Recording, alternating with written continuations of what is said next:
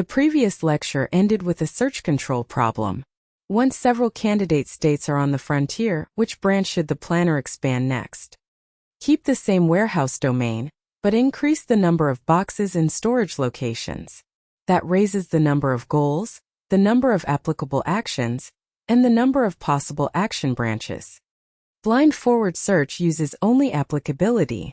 From the initial state, it can generate several legal successors immediately. After one expansion, the frontier is wider. After another, the branching factor starts to dominate the computation. Some branches contribute to goal achievement. Many only preserve legality. So without guidance, search spends work on action branches before it knows whether those branches are useful for reaching the goal. A heuristic provides that guidance. It gives a cost-to-go estimate that lets the planner rank branches before solving the full problem from each frontier state. A heuristic is an estimate of the remaining costs from the current state to a goal state.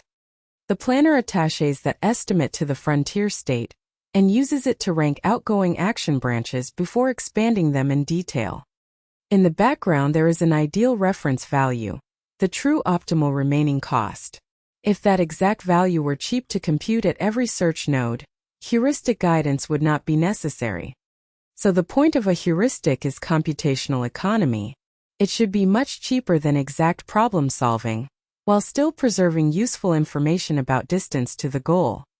One important property is admissibility. An admissible heuristic never overestimates the true optimal remaining cost. But admissibility is only one criterion. Some heuristics are valued because they are lower bounds. Others are valued because they separate promising branches from unpromising branches effectively. A standard way to derive heuristics in classical planning is to simplify the planning task itself. In this domain, delete effects are what create negative interactions among actions. Moving removes the previous robot location. Picking up a box removes the empty hand condition and removes the box from the floor. Putting a box down removes the holding condition. Delete-relaxation keeps the same initial state, the same goal, and the same operator schemas but ignores every delete effect.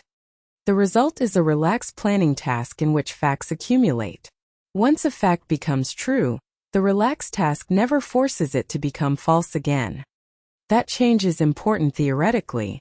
Every plan for the original task is also a valid plan for the relaxed task, so the optimal relaxed plan cost is a lower bound on the optimal plan cost.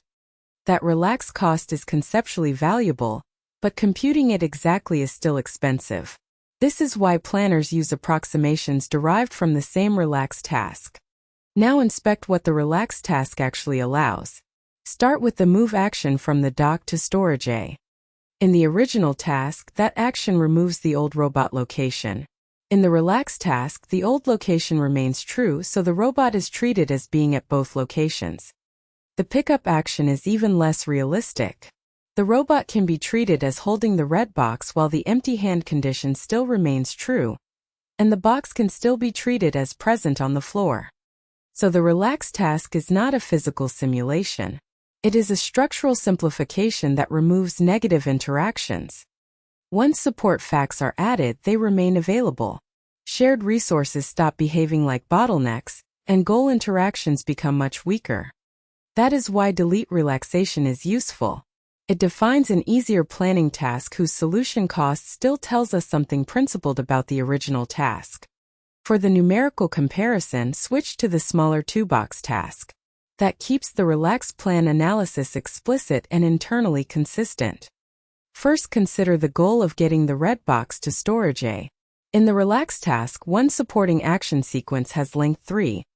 Pick up the red box, move to storage A, and put the box down. The blue box has the same local relaxed cost. Its supporting action sequence also has length 3. The maximum heuristic takes the largest single goal cost, so on this state it returns 3. The additive heuristic sums the local goal costs, so on this state it returns 6. But that additive estimate counts shared support more than once. Both local goal analyses include the same move action from the dock to storage A. If we instead look at one relaxed plan that achieves both goals together, the shared move is used once, and the full relaxed plan has length 5. That comparison gives the key relationship in this example. The maximum heuristic is a safe lower bound, the additive heuristic can overcount shared support, and the exact relax plan cost sits between them. Return to the larger search graph. The graph itself is unchanged, but now each frontier state carries a heuristic estimate. Branches with lower estimated remaining cost move to the front of the ranking, while branches with weaker estimates are deprioritized. Notice what the planner is not doing. It is not solving every frontier state exactly. It is using a cheap cost estimate to allocate search effort. This is also where terminology matters. A heuristic can guide search effectively even when it is not admissible. Guidance quality and lower bound quality are different properties. That is the operational value of delete-relaxation heuristics. They provide a model-based ranking signal for branch selection. At this point, the main limitation is clear. The exact relax plan cost is theoretically clean, but exact relax planning is still too expensive to use as a routine search control computation. The maximum heuristic is one approximation. It propagates only the hardest subgoal cost, which keeps it admissible but often makes it weak. The additive heuristic is another approximation. It preserves more subgoal detail, but it can count shared support multiple times. The fast-forward heuristic takes a different approach. It extracts one relax plan and uses the length of that extracted relax plan as the heuristic value. The fast-forward heuristic is not admissible in general, but it is often informative in practice, which is why it became influential in classical planning systems. Before we move on, organize this lecture as a short concept chain. We started with heuristic guidance. Assign each frontier state an estimate of the remaining cost. That estimate came from delete-relaxation. Remove delete effects, let facts accumulate, and the exact relax plan cost becomes a lower bound reference for the original task. From that reference we derived practical approximations. The maximum heuristic keeps the estimate safe by using the hardest goal fact cost, while the additive heuristic keeps more detail but can overcount shared support.